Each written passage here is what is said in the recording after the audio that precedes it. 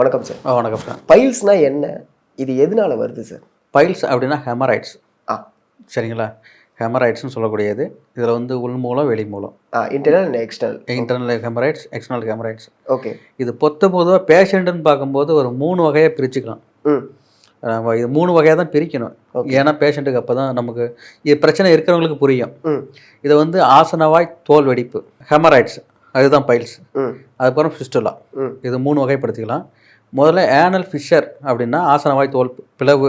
இதுதான் முதல் வகையான மூல நோய். இப்போ முதல் ஸ்டார்டிங்கில் வர்றது இதுதான். ஓகே.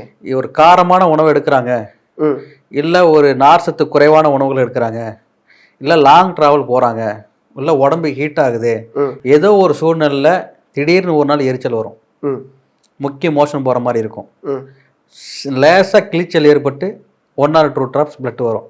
ஓகே. அப்புறம் அடுத்த நாள் வந்து உணவு மாறுது.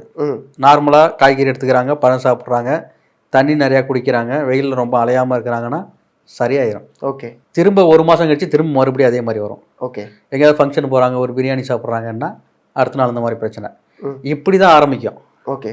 இதுக்கு என்றைக்கோ அது பேஷண்ட்டு கேட்டால் மறந்தே போயிடுவாங்க. புரியுது. எப்போ சார் எனக்கு இன்றைக்கி தான் சார் வந்துச்சு, இல்லை இதுக்கு முன்னாடி, இல்லை எனக்கு இதுக்கு முன்னாடி இருந்தே கிடையாது, இன்றைக்கி தான் வந்துச்சு, ஓகே அப்படின்னு சொல்லுவாங்க.